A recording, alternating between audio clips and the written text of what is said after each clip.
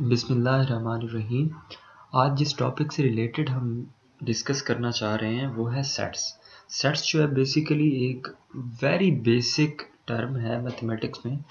Topology में आप पढ़ लें, आप रियल एनालिसिस में पढ़ लें, आप कम्प्लेक्स एनालिसिस में पढ़ लें, आप अलजब्रा में पढ़ लें, ये बेसिक कैरेक्टर प्ले करता है सेट।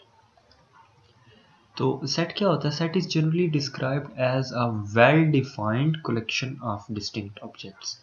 हमने देखना है वेल डिफाइंड कलेक्शन कौन सी होती है और डिस्टिंक्ट क्या होता है।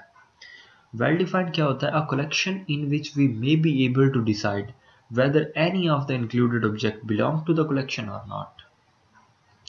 इसे हमने इस तरह देखना है कि एक कलेक्शन हम लेते हैं A equals to 1 A B 2 any object like that chair and cat 3। क्या ये कलेक्शन वेल डिफाइंड है? हमने पढ़ा है कि हम एक ही उसके हर एक इंक्लूडेड ऑब्जेक्ट, हर एक मेंबर से रिलेटेड हम डिसाइड कर सकें कि वो एक ही प्रॉपर फैमिली से बिलोंग करता है। मगर इसमें क्या है, कहीं पर डिजिट्स हैं, कहीं पर अल्फ़ाबेट्स हमें मिल रहे हैं, कहीं पर हमें कोई ऑब्जेक्ट, कहीं पर एनिमल नेम। हम ये डिसाइड नहीं कर पा रहे कि ये कंप्लीट जो फैमिली है ये एक ही फैमिली। इस कंप्लीट कलेक्शन को हम एक प्रॉपर नेम नहीं दे सकते।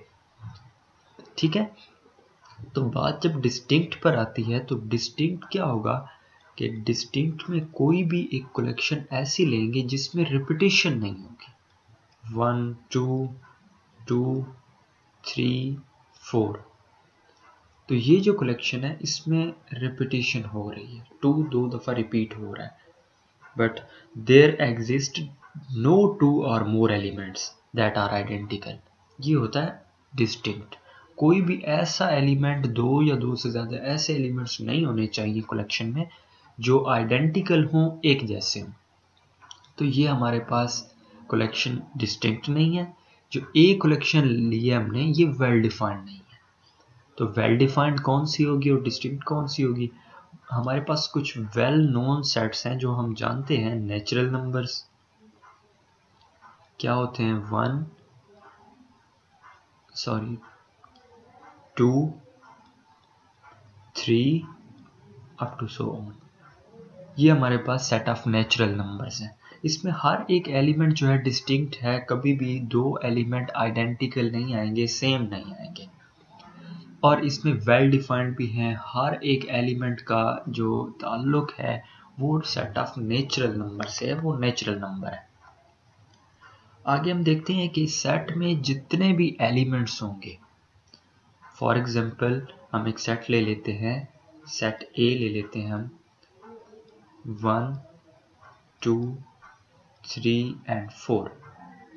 ये डिस्टिंक्ट भी है, वेल डिफाइंड भी है, ये सेट है। इसमें जितने भी एलिमेंट्स होंगे वो इस सेट का ऑर्डर कहलाएगा। इसे ऑर्डर भी कहते हैं और समटाइम्स इसे कार्डिनैलिटी भी कहते हैं, कार्डिनैलिटी ऑफ अ सेट। ठीक है, तो आगे बात हमारी आती है ये ऑर्डर के बाद। कुछ सेट्स ऐसे होते हैं, सबसे जो छोटा सेट है स्टैंडर्ड फॉर्म में वो है set of natural number. Set of natural number का जो सुपर सेट है वो है सेट ऑफ होल नंबर, क्योंकि सेट ऑफ होल नंबर में क्या आ जाता है? 0 इंक्लूड हो जाता है। सेट ऑफ होल नंबर का जो सुपर सेट होगा वो सेट ऑफ रेशनल नंबर नहीं, सॉरी, सेट ऑफ इंटीजर्स होगा। सेट ऑफ इंटीजर्स, क्योंकि नेगेटिव नंबर्स भी इसमें इंक्लूड होते हैं। और सेट ऑफ जो इंटीजर्स हैं उसका जो सुपर सेट होगा वो होगा सेट ऑफ रेशनल नंबर्स। क्योंकि रेशनल नंबर में कौन से एलिमेंट्स आ जाते हैं? एक तो इसमें p ओवर q शेप में आ जाते हैं, जो कि ऑल कौन से हैं? इंटीजर्स इसमें इंक्लूड होते हैं।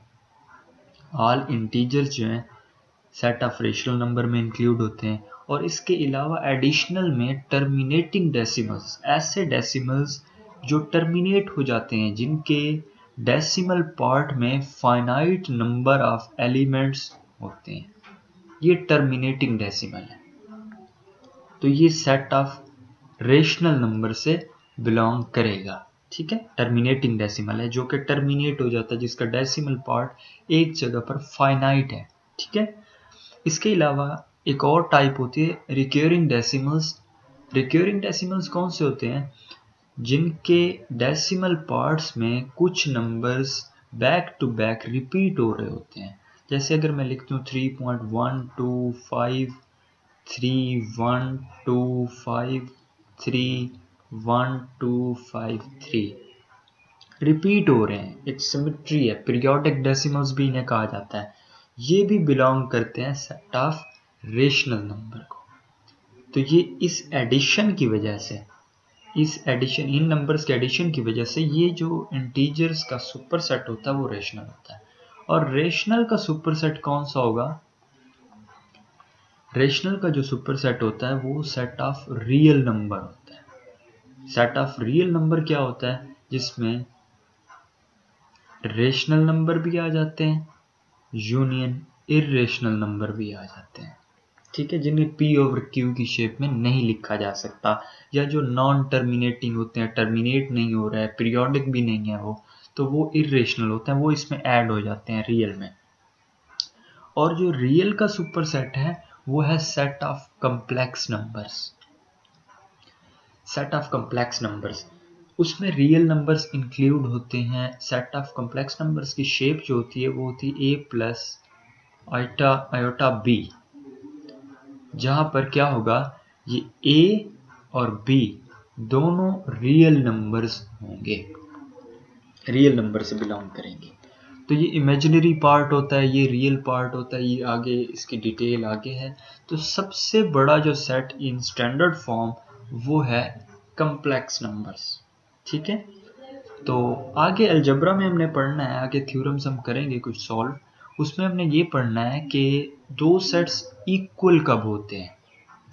ये एक जनरल बात मैं बताते चलूं कि हमने जब प्रूफ करना है set A equals to set B, then it means we have to prove A is subset of B and B is subset of A, ठीक है। और इसमें ये होता है कि प्रॉपर सबसेट कुछ होते हैं, कुछ इम्प्रॉपर। मैंने यहाँ पर जो सिंबल यूज किया वो प्रॉपर सबसेट का है। दैट मीन्स कि नेचुरल नंबर्स के जो एलिमेंट्स हैं वो सारे के सारे होल नंबर में मौजूद हैं, मगर होल नंबर में कुछ एक्स्ट्रा एलिमेंट्स हैं जो कि है 0, हमारे पास एक्स्ट्रा नंबर है। तो ये प्रॉपर सबसेट होगा। इम्प्रॉपर सबसेट में क्या होता है, उसका साइन ये होता है इम्प्रॉपर सबसेट। हम जनरली यूज सबसेट के लिए यही सिंबल करते हैं, जनरली हम यूज यही सिंबल करते हैं, मगर प्रॉपर सबसेट और इम्प्रॉपर के दरमियान मैंने आपको डिफरेंस बता दिया है कि हर सेट अपना सबसेट भी होता है और हर सेट अपना सुपर सेट भी होता है, ठीक है। अगर मैंने कहा है कि A सबसेट है B का, तो that means B super set है A का, ठीक है। B के अंदर कुछ एक्स्ट्रा एलिमेंट होंगे, अगर नहीं भी है तब भी ये, अगर इक्वल है तब भी ये सुपर सेट होगा, ठीक है। तो ये हमारे पास थोड़ा सा इंट्रोडक्शन था सेट्स का, जो आगे हमने यूज करना है अलजेब्रा में। अगर आपको कहीं पर कंफ्यूजन है तो आप कमेंट्स में पूछ सकते हैं। Thank you.